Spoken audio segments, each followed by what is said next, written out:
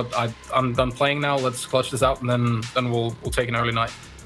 Well, we have our map bands ready, so let's put them up on screen and see which map we're going to be playing on for this matchup. Again, 7 maps, 6 maps banned out, and we're left with Oregon. All right, our decider yet again. God. We're getting all Oregons today. Des, he's gonna be like taking out whatever hair is left on that head. So yeah, think about that.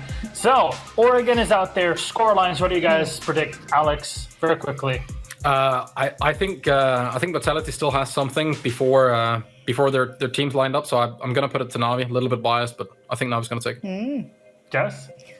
I haven't. I mean, the 2 matches that I know they played, they won on Oregon Team Vitality, so they've got a pretty good chance here to outdo Navi. So maybe it'll be close, 7-5 maybe to Vitality if they win. Yeah. Okay, we have our socials ready. Let's put them up on the screen and see which people actually believe which team will win. Whoa! Whoa! Is that the closest we've ever had? Hello? Who voted for a draw? Get out of here. Honestly, we want to see this like 50-50. It's almost 50-50. Pretty 47% to 46 at a 7% draw. It's pretty huge between these two, and honestly, both of them. I mean, Navi are not that far up ahead Vitality, to be completely honest. And you're looking at the match scoreline. I mean, yeah, there's 2 points in between. Look at match scorelines; they're pretty close. So, yeah, I completely understand how people could say like potentially a draw. But was Oregon the right decision? Looking at Navi's performance against Secret, Playday number 1. You'll look at Vitality so far. Is this the play? I mean, honestly, yes. I don't think the map is going to be the biggest factor here at all. Just you have Vitality that still has to figure out how and how they want to play together, and like once you get a little bit stressed in game, you know, you've kind of go back to some of your failure points where communication, like maybe you don't have all of this teamwork lined up yet, and you don't really know how to react at the worst moments yet. I think they still have to work through that and build that up. I don't think you can expect like insane performance from a team yet. Yeah, I think, and I will keep saying this probably until the end of this season, probably the end of phase 2. I'm going to say that Vitality need time. We gave G2 time. We've got to give Vitality time. The same with Rogue. I mean, they're not perfect yet. I think they'll be even better than they are coming up soon. But I mean, you've got Hungry, for example, and I'm going to use him as example. For the first couple of weeks, he played pretty well flex on defense. Now we're seeing him take a lot of the Jaeger role. Now we're seeing people swap around roles. I mean, is this something that's going on in scrims that they're turning around and going, this isn't working the way we want to, we need to change things up? And the moment you make changes in a team, especially role-wise, and I know this better than anyone, things could go disastrously in a game day very quickly because you're still working on it. So we'll see. Okay, we're waiting for our teams to be ready. We still have a player trying to get in the lobby, and we'll be ready to go for this game. But expecting this at the end of the Playday. Vitality, right? They're 2 points behind when it comes to, 7 points for them, 9 points for Navi. Oregon is up. You talked about, it's more about them adapting and bringing up the right players and the right roles and how they're meshing together during the game. It's been a big problem for both of these teams. But do you say there's any operators that can actually enable this sort of thing? I think it's going to be a lot easier for Navi to swap something up completely and run something that they haven't done, because they know each other better. Good point. And at least have spent more time together. Whether it's going to work or not is a whole other story. But I think Vitality needs a lot of leeway in trying to build, and like Fabian's leader structure is a lot different than what most IGLs are. And they need some time and space to do this, right? You can't expect them to come in and then instantly have this perfect, flawless thing that G2 had at one point, right? So I want to give them some leeway. Do you think they'll do a clash ban? Do you think they'll get a clash ban in there? Because like we've seen Navi do great things with clash, right? Kendra specifically. Do you think they waste that ban? And I say waste because, you've only got one, so you've got to pick, something. Do they go, all right, clash, and then risk whatever comes out as a result? Or do they let it go in a very tight map like Oregon? You gotta remember that. Well, the question is if you can afford that now when Echo's back in play. I think that's my bigger fear, because like Mira could really be annoying if she's left open. Yes, and I think if anyone bans Mira, then you're most likely going to see Echo full spend anyway. How used to it people are to not playing with Echo right now. If you're not planning on running anything to counter that, you know, I don't see Valk being that super useful unless you're playing top 4. For basement, she doesn't do that much. You'd be better off with an Echo, and then if Echo's banned, you're not going to see IQ being run. So I think you can afford way more on your attacking side if you were to just ban Echo from Vitality's side.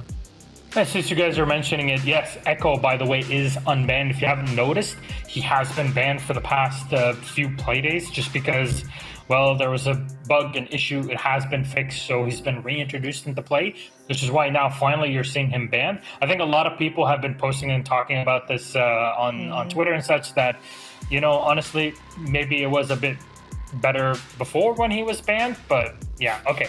Thoughts aside, I think our match is ready. We can dig into that later on. So let's kick it off to our casters. Very close between all of our viewers and trying to see who wins this game and who does not. Navi versus Vitality, and it's Chio and Dev Marta to bring us this game on Oregon. All yours. Cheers, Milosh. All aboard the Geo Dev train. We're here for another game, guys. And it's Oregon again. I hope you like the first one, Geo, because we don't get away from this map even if we wanted to. This is definitely going to be a tight game. The community expectation is definitely there. And we're looking at Na'Vi, who are in that 4th place on the standings currently, just edging in, though. Only 2 points behind them is Vitality in 6th. So this could be a heavily impactful match as to who makes it to that mini-major for Europe and who doesn't, and who ends up in that bottom half of the standings. So it all comes down to this. Na'Vi versus Vitality here on Oregon.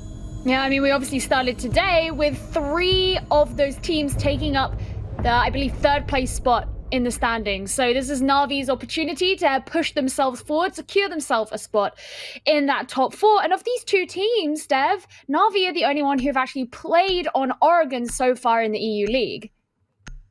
Yeah, and we've actually seen Vitality play it twice in the French League. They won both times, but, you know, we're playing in the French League. It's not necessarily against EU League level teams. So they won it 7-2 against Forks just a few days ago, actually. And then previously against Maestria, 7-5. So that's some decent results, but maybe if Navi went to go and watch those VODs, it wouldn't necessarily reveal the entire Vitality strat book. But I find it interesting to hark back on what Zoronic was saying on the desk, which is, in his opinion, this game isn't necessarily going to hinge on that map pick. It's more so going to hinge particularly on Vitality and how their team chemistry works out and whether they've made those necessarily developments that they need to really kind of get this new roster in order. Because we've seen consistently inconsistencies from various players on Vitality. You want to point out players like Fabian, who, you know, quite notably had a really low rating against G2 the other day on Villa, and also Rise has really struggled. But we've also seen similar for Na'Vi. Doki's been a very hit, but also a slightly missed kind of player. And then you got someone like Panix, who's really struggled since joining this roster as well. So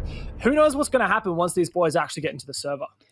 I think what's also interesting and something worth bearing in mind is that when we look at both of these 2 teams' last games that they played, the issues that were prevalent kind of jigsaw piece into one another, i.e. when Na'Vi were playing against Chaos on Consulate, one of the issues that they faced was the fact they didn't deal with the roam game that Chaos were bringing. Constantly, players like Cryin were able to catch out members of Na'Vi because they hadn't done a sufficient roam clear and they'd opted to ignore a lot of that.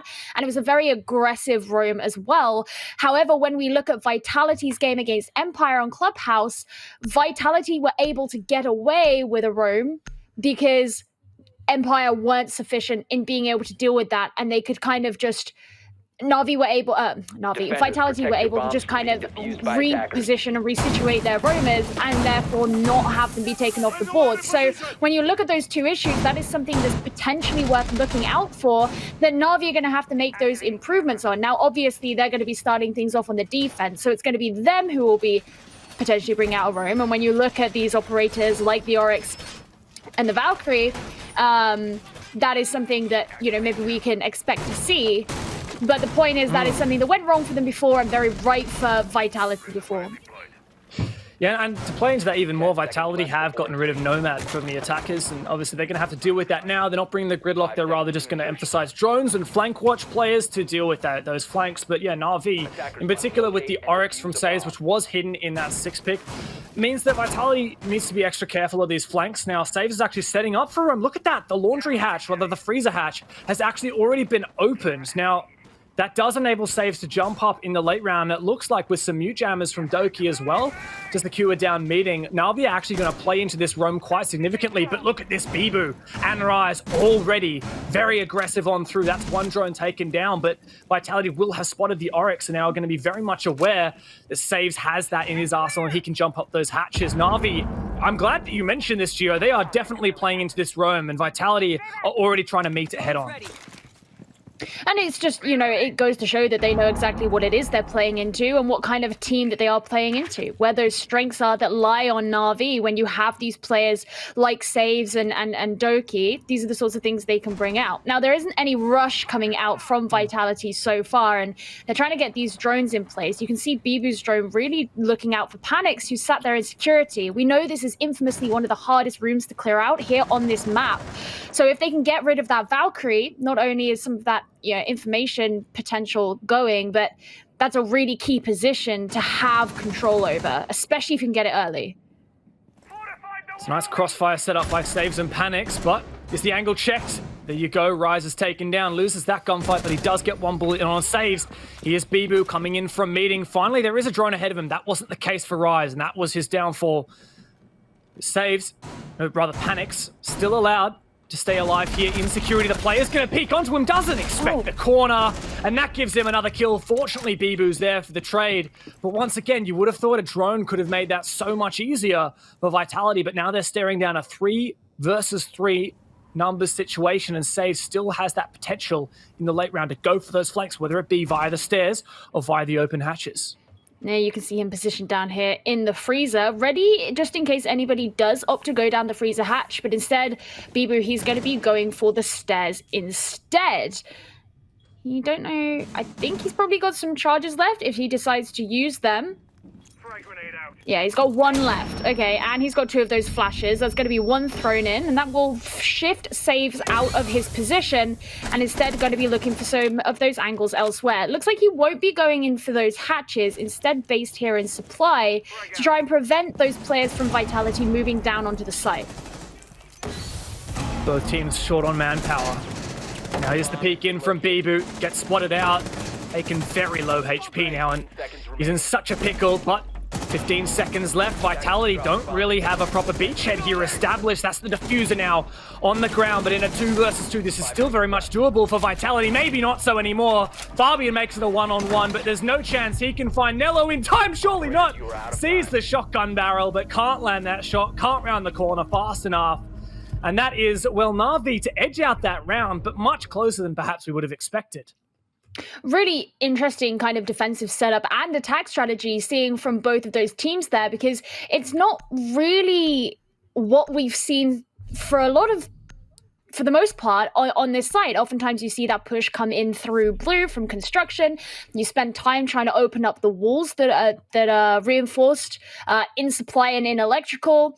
Maybe see the meeting hatch get open, but obviously a different swathe of operators were brought this time, and coming in from a different side of the map quite aggressively were Vitality. And I mean, we did see that issue where the Hibana, who I don't remember who was playing it, Hungry, I guess, because he's playing it this time, got taken down, and it was a good job that Bibu was in the position where he could get that refrag, and that is something that Vitality have been pretty, sufficient at in a lot of their games that they've had, but it was kind of an unnecessary death in the first place. So interesting, as I say, it was an interesting attack strategy. Didn't work out for them, as it meant that Na'Vi was still pretty solid on the site when it came to getting down there, but now heading up to the, not top floor, but instead going to the first floor, which isn't typically where people come for this second site.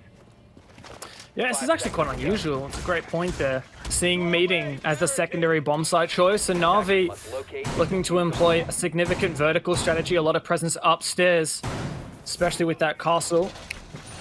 See 2 reinforcements potentially here on the attic, the hatch open above, so Na'Vi are really trying to rely on, once again, a fairly significant roam, but also this presence upstairs. So my question is, will Vitality take control of attic? With no time wasted, Bibu gets into tower and he sees that reinforcement on the far side of Attic.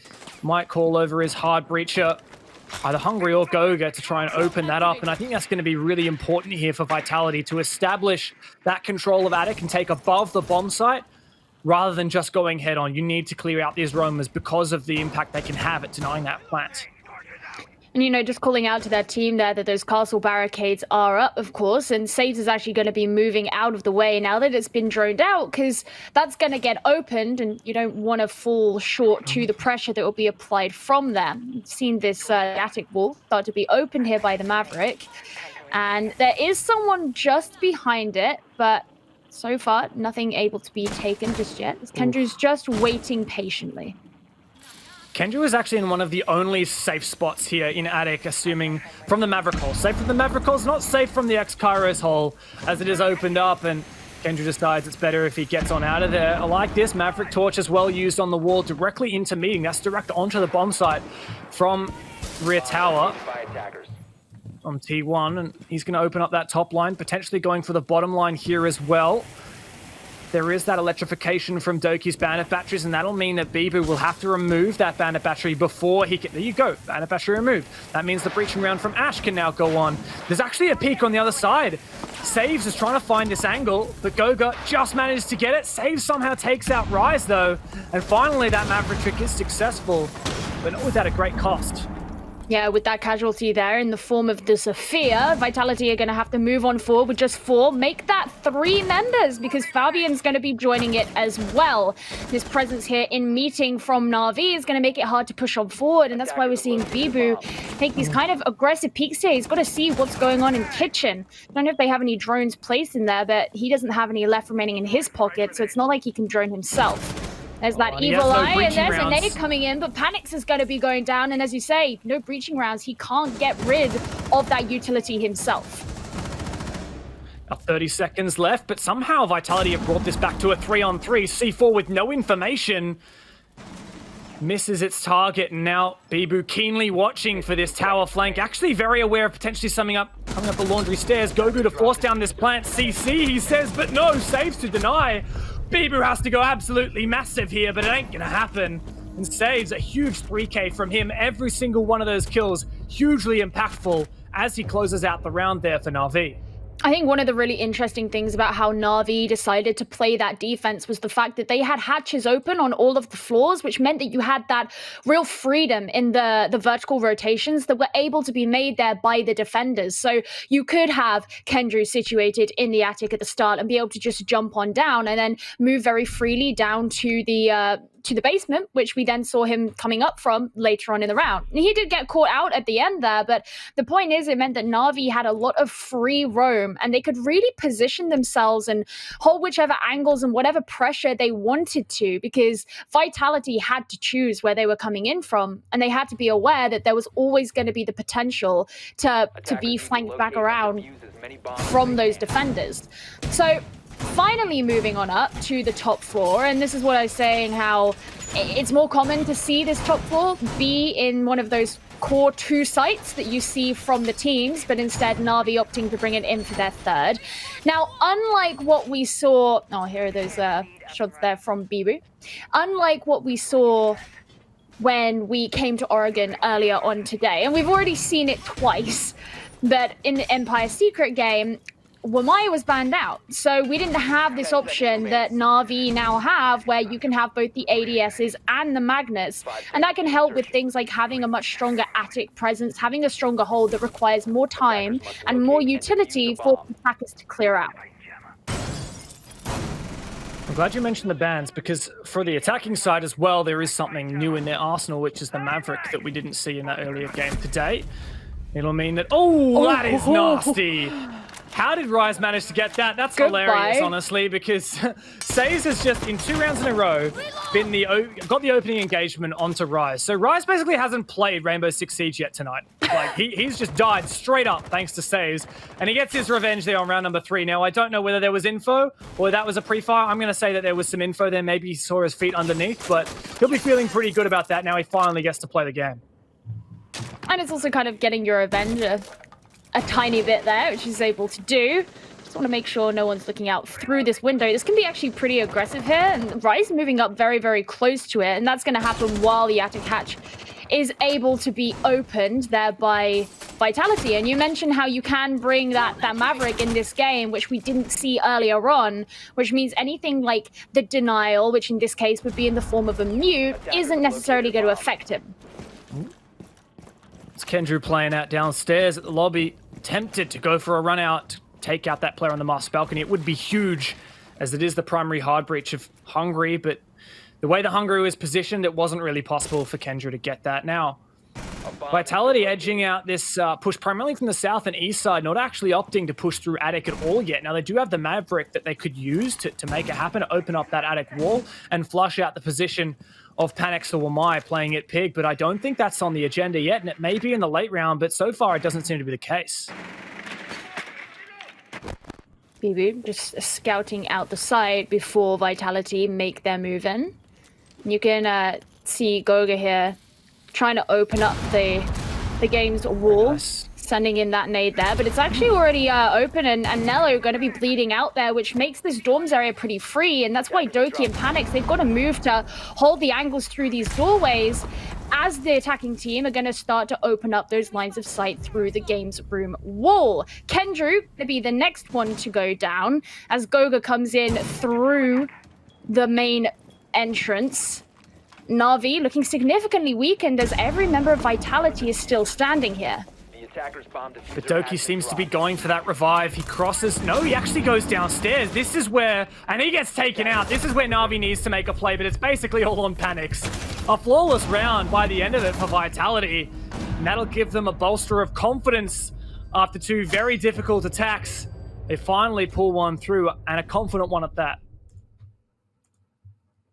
And it's nice to see them, you know, finally having their time to shine. And I think maybe this is a testament to what I was saying, where perhaps Na'Vi don't feel as confident and comfortable on this site. And that's why they opted to come here third. It is, after all, the only one that so far they have lost. So instead, they're going to be heading back down to the basement, laundry and supply. And this was where we saw that very interesting defense be made by them, where they kind of had a lot of presence upstairs. They weren't putting loads of their attention into the blue walls in electric and in supply and on the tower staircase. And obviously Vitality decided that they were going to bring in their attack from the small tower area, which isn't all that common here.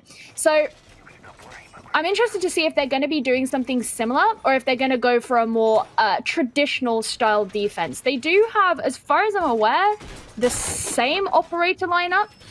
It's actually quite different.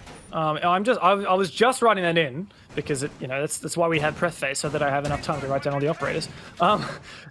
Almost every single player, in fact, yes, every single player has changed the operator. Now we do have some of the same operators. Nello previously on the smoke. Now that's Kendrew's job, so Nello can play the Kaid, which is not something that was present before. And that's the only wall denial or hatch denial or hard breach denial, I guess you could say, that Na'Vi has, is they've dropped the mute so that Doki can play the Jaeger, which previously wasn't in their lineup. Saves has grabbed the Valkyrie instead of the Oryx, and that means that Panix has moved over to the Goyo. So overall, it's actually quite a significant shakeup of the operators here, and I think that definitely lends to exactly what you're saying, that Na'Vi are deciding to go for a different kind of strategy. And the way I'm seeing this is a lot of pro teams, right? They'll have, like, in the strat book, if you will, with quotation marks, they'll have different strats in the strat book. You know, this is our roam strat, this is our anchor strat.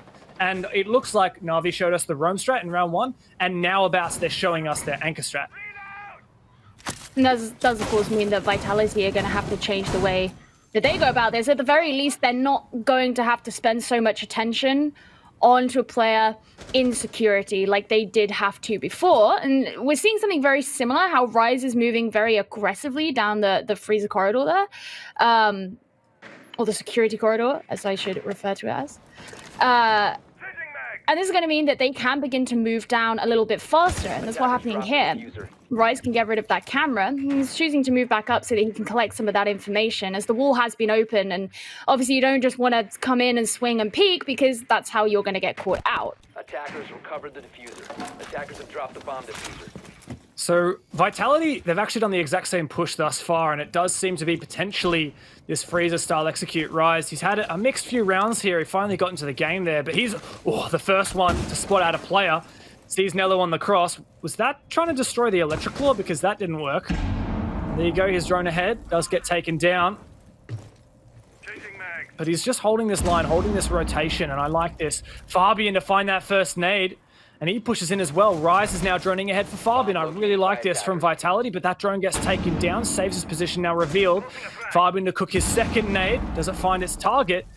Ooh, bounced up all the way aggressively, but saves, doesn't get taken out. And so far, Na'Vi, well, they put under the pump somewhat. That's a nice response. Now saves to find Fabian's head, take him out. Rise will take his position. I'm glad to see this movement, this saves is made, and of course being able to get that kill is super valuable, and he's well positioned to guard the freezer door, but where he was before, okay, Rise, that was just free as Panic's trying to reinforce the wall. He does get traded out, and that's a great stuff then, but, you know, saves before, I was concerned that maybe he would be at risk of being flanked, which isn't going to be the case, and now, Na'Vi, they're well positioned here because they know where Vitality are coming in from. Bibu's got to be going down, and that nade narrowly missed there by Nello, but he has taken a significant amount of damage. Oof. It's a really nice shot there, and then Saves closes it up, all with the pistols, man. Got very, very close there for Na'Vi. Once again, we met 3 versus 3, but this time around it is Na'Vi that comes out on top. It was very close, and I will admit, Vitality started very strong. That presence in Freezer seemed to be the go, seemed to be the play, especially when Fabian found that grenade kill onto the smoke of all players. And Kendrew, who was playing that operator, he's been one of the consistent performers for Na'Vi. I know we've talked a lot about people like Doki who have been hugely impactful in some games and then really quiet in other games. Well, for me, and I mean, it's the same, I guess you could say, for saves, right? But Kendrew, for me, he's been the rock that Na'Vi has fallen back on. And he's really helped to support the team and been just a consistent player who's actually the highest rated player on CGG currently as the season stands. But he was the first to get taken out, and I thought Vitality had the upper hand there. But Na'Vi, once again, playing very loosely. They're bringing this playstyle where it's not necessarily about anchoring down in key positions. They allow these roamers or these flankers to really get in there and do some work. And, well, I guess in particular it was saves to come around for the final few there that really made the difference.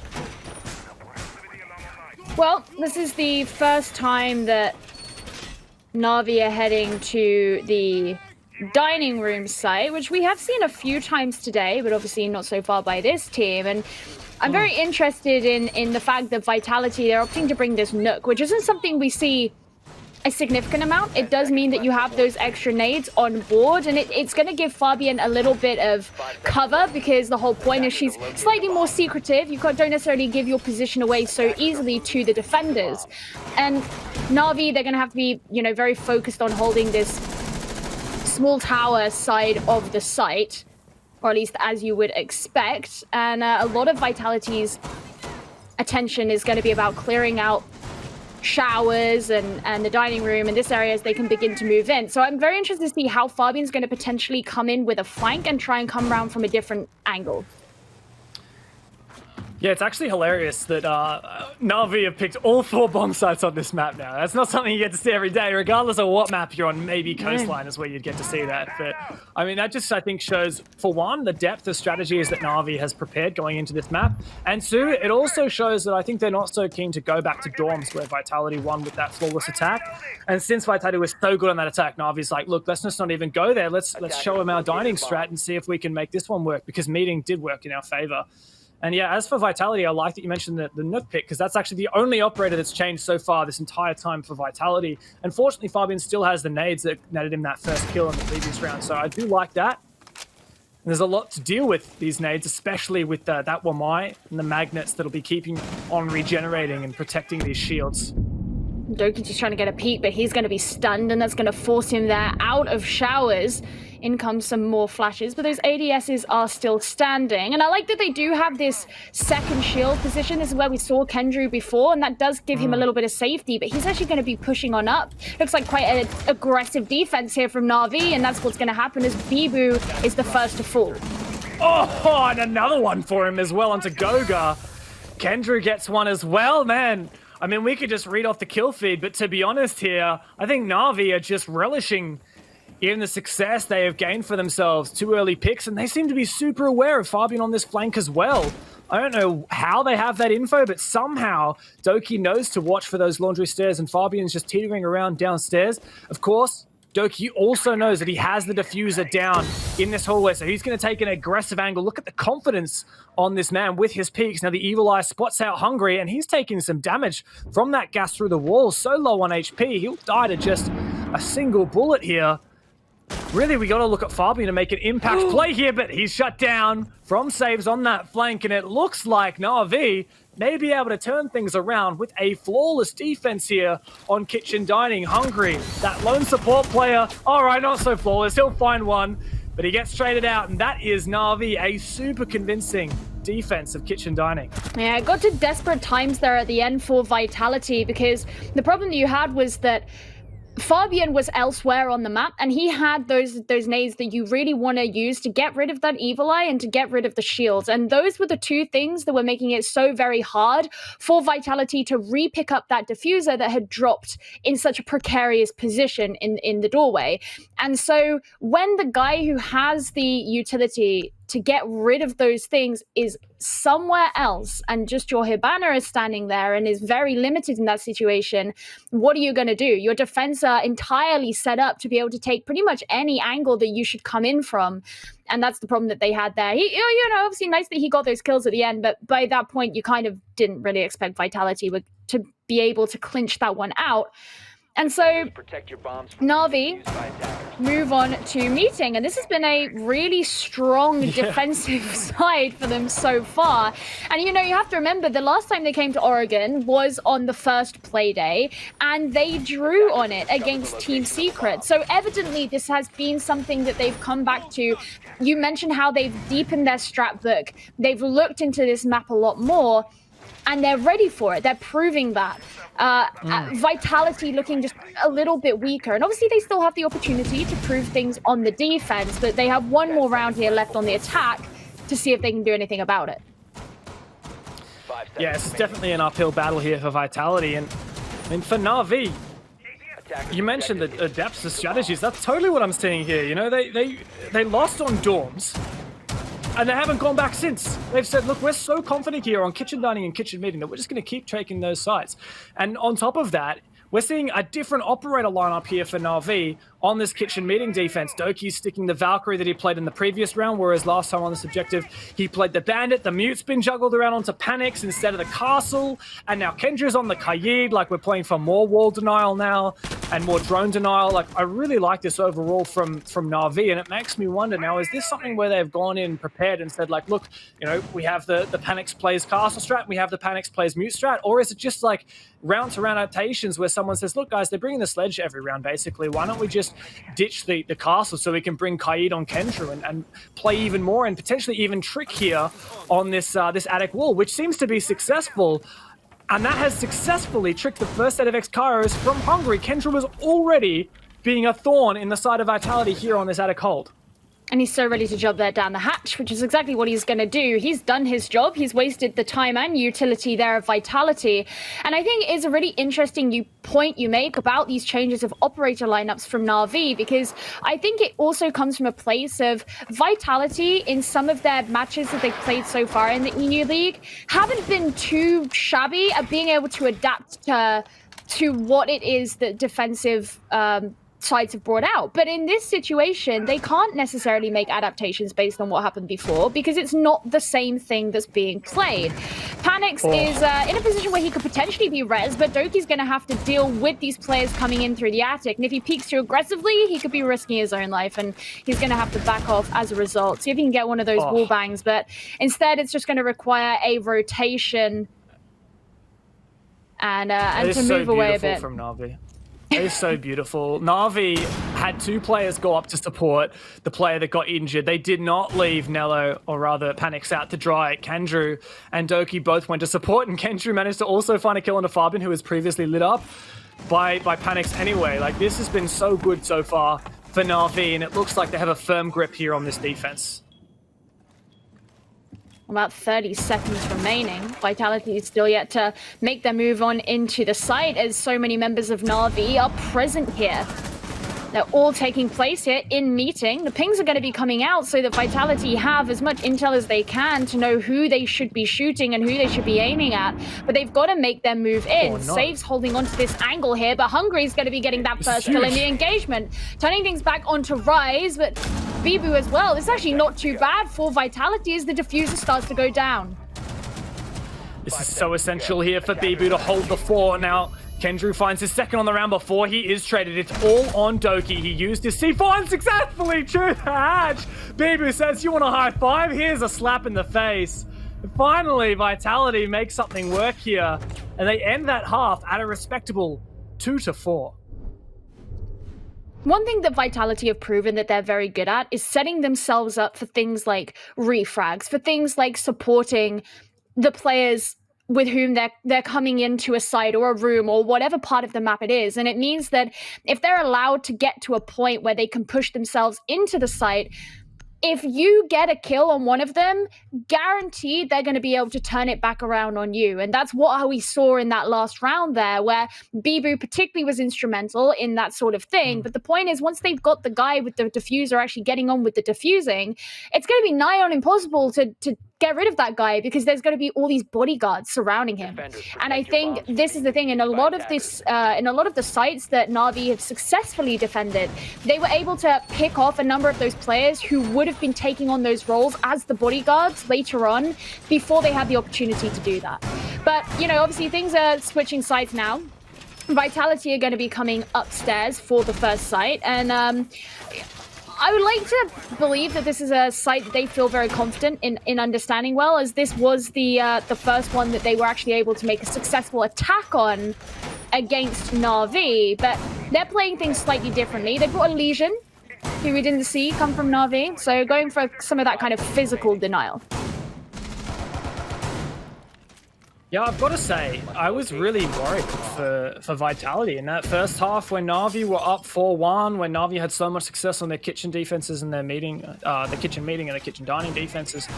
I was really, really worried for Vitality, but to end it on your attack at a 2-4 is, I'd say, par for the course here, and Vitality are definitely in a strong position to actually win out this game potentially over Na'Vi, despite that early lead that Na'Vi took to them. So the tables have turned, and Vitality winning that previous round was super important. And I think it definitely, if they can carry that momentum here onto their defense, it'll be super powerful and super potent for them. Now, trying to burn through some of these magnets and ADSs is Doki sitting here on the master balcony. Now, his primary job is to open up this games room wall, the closet wall into games, but it's not really safe to do that until the deployable shield here and the trophy door is eliminated, and that's going to be so difficult to do because there's more magnets being thrown out by the minute from Fabian and also the ADS on the door, but Fabian's actually just going to back completely off. He's just starting to play passive. He thinks he's wasted enough time.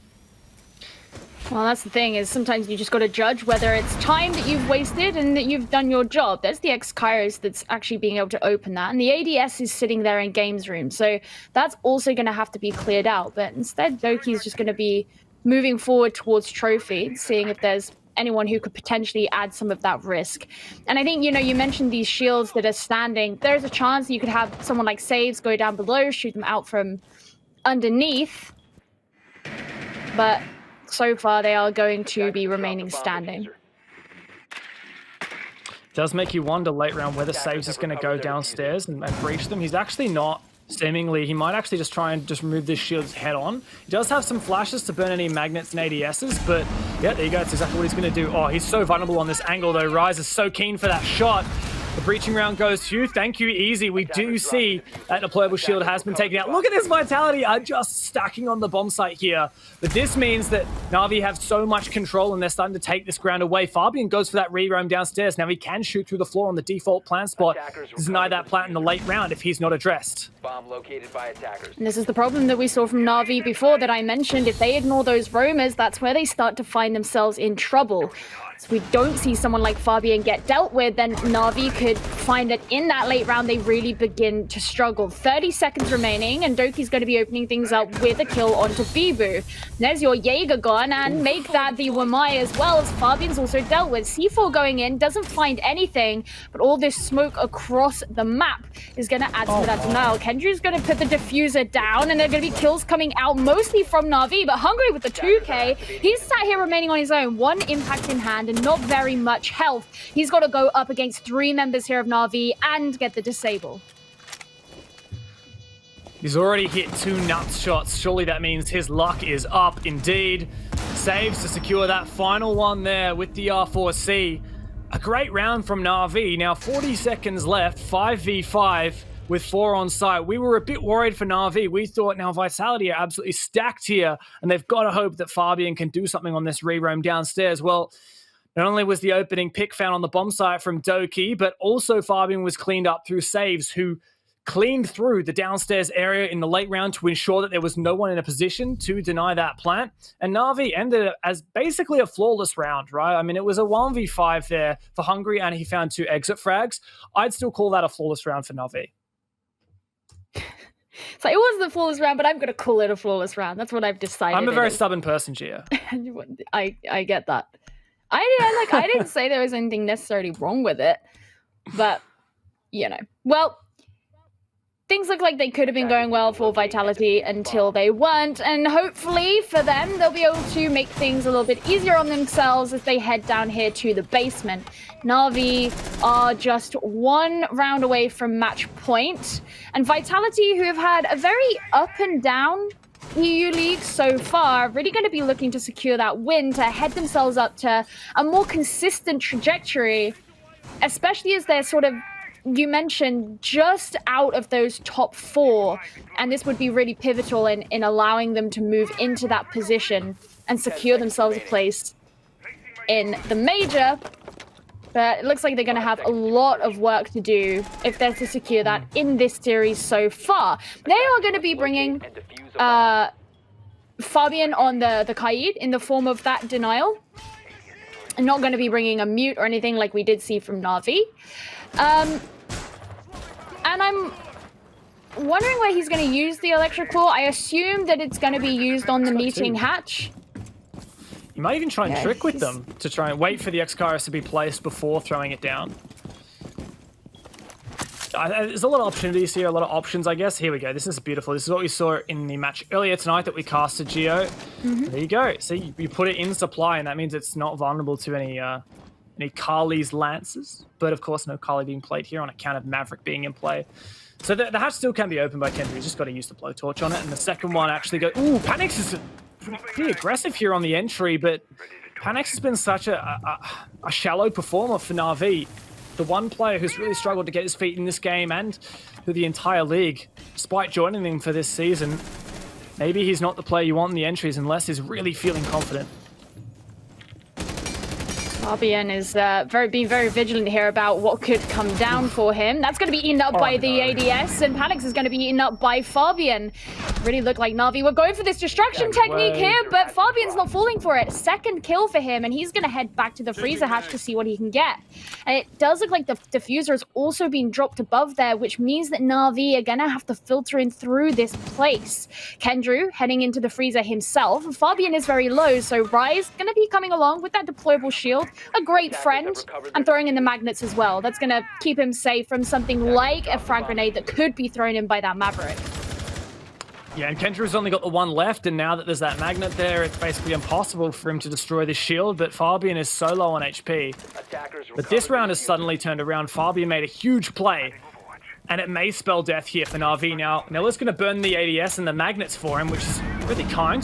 Thank you, Nello, says Kendrew. He'll throw in that nade, and that may likely get the kill. In fact, it's double trouble. That's both the kill onto Fabian and the shield, but BB immediately replaces Fabian in that position, and he's full HP. And with that 416 in hand, Kendrew has to hit a nuts shot here, and it's so difficult on the tight angle that BB is holding Nello to push down the main stairs as well. Na'Vi at a numbers deficit here, but they are making a gun for it. They're making a push. They want to make this happen. They've got this. They want to take it with both hands and steal it away. Well, those Toxic Babe canisters will be coming out in laundry to prevent that push from that side of the map. And you can see Kendrew's playing very patiently here. They want to be sure that they maintain this control here in Freezer and start to push those members away, but can't quite land a shot there onto Bibu. Is he going to be able to turn things around? No. Bibu does go down. Less than 10 seconds remaining, and looks like Na'Vi could make this push. Maybe not, as Kendrew's the last man standing. He'll have to walk into the bullet hose that is the Elder, or stay and wait out the timer. Indeed, that's what he does. It looked like maybe it was possible there for Na'Vi, but just not enough time left. And the player pushing down the main stairs of Nello and the player pushing down the rear stairs of Saves, which is not able to have the same impact and find those picks that we saw come through from Kendrew. Overall, a very difficult attack for Na'Vi, having to go off the back of losing Doki and Panics right at the start. So huge props to Fabian, who really just on the back of him won that round for Vitality. And now there's definitely a chance here for Vitality. 3-5 is not a terrible scoreline. And if they can turn around some more defenses, in particular, if they can fix up the problems that happened previously on Dorms, they've definitely got a shot here at taking the full points. Yeah, they're going to be obviously heading back to this site, which they did previously lose to Na'Vi. And I have to say that if they are to essentially experiment with returning here, now is the time to do it. Because if they do lose this site, it's obviously not the end of the world. They still have another go. That will put Na'Vi on match point, but it won't cause them the win. So now is the time for them to be like, okay, this is evidently our premier site. This is where we came first. We want to see if we can do it again before we decide that we have to focus on elsewhere. So I think it's a good idea from them from that perspective. And it's interesting to see Goga on the mute there. He's opted to bring the bulletproof camera because they're not going to be running a Maestro. So instead of having that C4 available, and you're not even going to have one on the Valkyrie either because she's bringing the shield. So there's a lot more, you know, from the perspective of the shields, a lot more of that utility requirement there from Na'Vi, especially as you're not bringing a smoke who'll have his own. You need to make sure that you have that up. But you're still going to be having that information from the camera that you lack by not bringing the Evil Eyes. And just to reiterate the stakes of this match, once again, the top 4 teams from the European League at the end of this stage, which is only a few play days left, mind you, will progress to the mini-major, as the major has been replaced by the mini-majors. And we've got the European major, the top 4 teams progress through to that. That's where Na'Vi currently sit in 4th place on the standings, but only narrowly. Virtus Pro is just behind them, also at 9 points, then Temper at 8, and Vitality at 7. Now, if Vitality get the victory here, if they can make a comeback, which is totally possible, they'll actually leapfrog Temper, VP, and Na'Vi and sit at 10 points in 4th place and be within shooting distance of that mini-major. They'll be in the driving seat, and that'll put Na'Vi really on the back foot and make them seriously sweat in the coming games. Now, Vitality, their best shot at making the mini-major is to take down Na'Vi here. And that's exactly what they're gunning for. And not all hope is lost, given, as you mentioned it earlier, this scoreline can continue on in the way of Vitality. They just got to obviously secure themselves this site, this round. Be sure they have it, but Hungry's not going to have it. Saves catching him out there on the laundry stairs.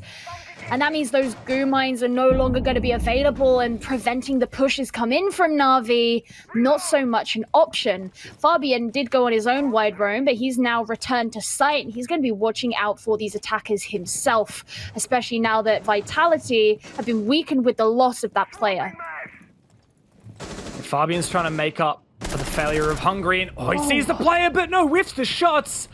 And that saves to stay alive, but meanwhile, on the objective, Rise does start to claw back this numbers deficit that Vitality have found themselves in by taking down Doki, an impactful player who perhaps hasn't had the impact we've hoped. Now, that magnet actually caught the grenade that destroyed both the barbed wire, and I believe there was some other kind of utility there, and finally Saves takes down that player. Oh my god. Na'Vi have turned things up, and they're looking to lock out Vitality here and repeat this Dorm's attack. Fabian's got something to say about it. 2 versus 3 now for Vitality, and Bibu knows that he needs to make a play here. Caught out from the long angle, and it's all on Fabian, the player with so many championships to his name. But does he have the Stokes to make this happen? 3 players to find. The stun grenade's not going to make it easy, but he gets one blind. Surely he can't push forward from here, though. Both players are lit. This is actually winnable for Fabian, but with the crossfire set up, this is going to be so difficult. He walks straight into it, and that is Na'Vi to secure themselves the match points and get very, very close to locking this one out and getting them even closer to locking in that 4th spot. Vitality, he just got completely picked apart there. Everything that they had set up to prevent the push coming in from Na'Vi really went down the drain, and it meant suddenly you had certain players like Rise on the Valkyrie, who was situated upstairs. He had such low HP, and he was in a very vulnerable position because you could just shoot through the floor and get rid of him. He didn't really have an opportunity to begin to move anywhere else, and after that happened, the dominoes just came tumbling. And I have to say, James, I'm a bit concerned that Vitality are choosing to return to the same site again. You know, I went on about on the last round that, you know, this is their opportunity to figure out if it's worth going back here, and then they can decide if they're going to go elsewhere. This is the 3rd time they're coming here now. And the first 2 times, they failed to successfully defend it. How much faith do we have that Vitality are going to be able to do it a 3rd time? They don't have the option of a loss anymore. If they do take a loss here, it's over. Na'Vi take it 7-3. But it's not been going all that well. Do they not feel flexible enough and confident enough they can go elsewhere? Na'Vi showed that they can go to 4 different sites on this map. Why can't Vitality? I think that's a great point you bring up. Vitality just don't seem to have the depth of strategy on the bomb sites, across various bomb sites that we saw demonstrated by Na'Vi, and that was so impactful by them, so essential for Na'Vi. Now, Vitality, they have played other bomb sites on this map before. They actually won a kitchen dining defense against Maestria in the 6th French League. They also won a meeting hall kitchen defense in the 6th French League against Team Forks. So it's not like we've never seen before Vitality go for these other bomb sites, but clearly they just don't have the confidence on them, and that means they're going to keep banging their head against this wall, as we might say, here. And the only thing they've changed between the last round is that Goga 6-picked onto the mute from the smoke, and oh wait, no, he cancelled it. He was on mute, he was going to 6-pick the smoke, and then he stayed on mute. Now, we've seen both smoke and mute in the 2 rounds so far on defense, 3 rounds so far on this defensive bomb site. And look, honestly, neither has made the difference. Fabian and Hungry have been unimpactful on their roam, and Na'Vi are picking apart the anchors as well. We really need to see something new from Vitality, or maybe even just a few gunfights going their way that might give them this victory. But it's a long hill to climb to get back to 6-6 and draw this out. You also have to bear in mind that with Nello sitting here on the IQ, and it's not the first time he's brought it, he's going to be able to seek out things like those black eyes and like those mute jammers, and not only be able to take them out relatively quickly, but also, you know, give Na'Vi the advantage there by denying that intel for the defensive side. And that's something that they'll really require. If they don't have that available to them, it could just make their lives infinitely harder. Pretty easy opening here of the attic. They know those mute jammers are going to be nearby, but there's actually nobody who's going to be holding on in there like you would oftentimes see, maybe a Wamai behind a shield or something similar. And so Na'Vi should be able to just move in and take the attic control relatively swiftly. And you've got to notice that Doki down here is already situated in Master. And so that trophy control will also be able to be taken. Yeah.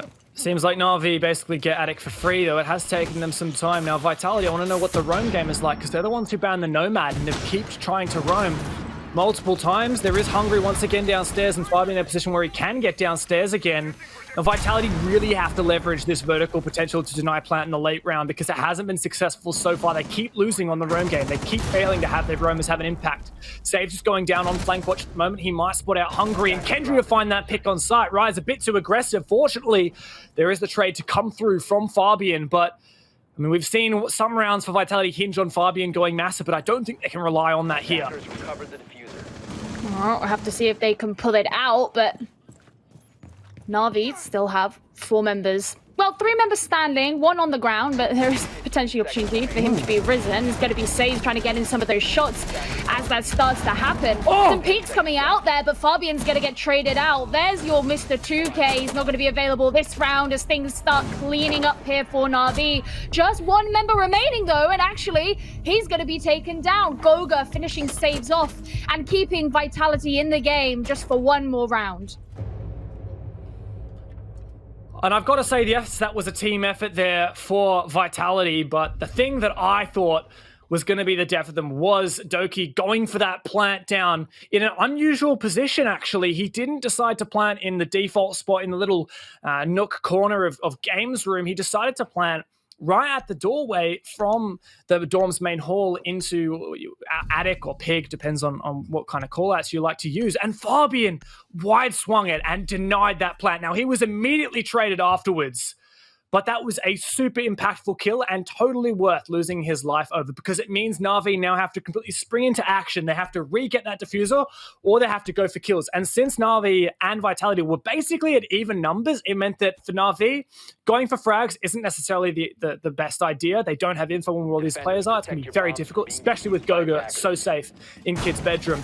And secondarily, Na'Vi have to expose themselves to go and get that diffuser and sprint right past an open area where they're vulnerable. So a huge play there from Fabian. It was only a 1K, but that's totally worth it. And I mean, he's topping the scoreboard at the moment. I know he copped a lot of flack, and so did CGG when CGG highlighted the fact that he was so low. He has such a low rating in his game just last week. But man, a lot of his kills, a lot of Vitality's rounds have hinged on Fabian making a play. Well, the last time that they came down here to Laundry, back in round 8, we saw Vitality put a lot of stock into... There we go, that's it. The claw does work. We saw Vitality put a lot of stock into holding the freezer control, and it meant that Na'Vi spent a lot of time, a lot of utility, sending players down to try and empty it out. And Fabian was obviously able to get some pretty solid kills when he was down there, and even when he eventually went down, they traded things out so that Bibu was situated in there. There was always someone ready to hold that part of the map, and as Na'Vi continued to send players down, it meant they were sort of having this war of attrition where they were just chipping away at it more and more. And at the end of the day, it didn't allow them to actually take the victory on that site. You know, Fabian's just holding up very aggressively here towards the freezer stairs because they're pretty much expecting players from Na'Vi to come on down. But whether they decide to go for something similar this time is something else. And there's the hatch is going to begin to be opened, but he's more interested in these stairs. And if you remember correctly, they did try and send in a player from the stairs while the hatch was being opened so that they could catch him out. So impactful for Fabian in the previous round, and he wants to make a big play again. He knows that the only reason Vitality is stealing these rounds from underneath Na'Vi's nose is because he's made a big play. Now, he needs to have the trust in his teammates that he doesn't need to make a big play, but maybe it's the right call here. I just don't want to see him die and get punished without finding any success. Now, he's so keen here to hold the stairs. The hatch has been at least partially opened, and he gets a bit too greedy. Doki reads the situation perfectly and punishes him, and now we're going to be a bit worried for Vitality as they've lost that player who's made the difference on so many of these rounds, and Na'Vi are starting to make the adaptations they need. Rise has moved to hold in onto the freezer, but you can see Panic starting to drone in, and he's actually ready to swing around should he be required, but not deciding to go for it just yet. With those hatches open as well, that allows a lot more control from above for Na'Vi, which is something they didn't quite have to the same extent before. Right, he's moving forward a little bit. He's going to narrowly avoid some of that gunfire heading in his way as Na'Vi do come in from that north side of the map. Bibu's going to be getting a kill there on 2 saves, and the Magnet's going to have to come out for the protection. Can Vitality hold on to this? Kendrew finds yet another. And now Vitality are put under the pump in this numbers disadvantage, and Kendrew actually goes straight for supply. Vitality are completely distracted here on this south side. They don't realize Na'Vi actually are getting the plant down. But now it's in a 2 versus 2. Doki and Kendrew, the 2 hard breaches, have to hold as long as possible. Hungry and Rise need to step it up on this retake to stare down match point. Kendrew with the Maverick finds yet another, and Doki to secure it. That is Na'Vi to come back from the brink, absolutely duping Vitality in the final moments, going for the opposite bomb sites, and Na'Vi take that win, a convincing 7-4 victory at the end of the day. Vitality tried so hard to claw their way back to having that victory, but ultimately it wasn't enough as Na'Vi were able to improve round after round, and Vitality looking somewhat limited on their defense, only opting to go to 2 of the 4 sites, which really gave Na'Vi that opportunity to consistently improve every time they came back to the attack. And I think it's a very well-deserved victory, and you know, we talk about being able to secure yourself a spot in the top 4. Na'Vi look like that's exactly what they're going to be doing. Very much so. Super impressive from Na'Vi, the depth of strategy they brought on their defense, and then to come back on attack and overcome some of the obstacles that Vitality chucked at them. That puts them more securely in that 4th spot. Really good stuff from them. Vitality as well. I know, like, they gave it their all. Fabian had a good game, at least. Twitter will be happy. But analysts, we'll leave it to you guys to break down the rest of that game. Thank you so much, Dev.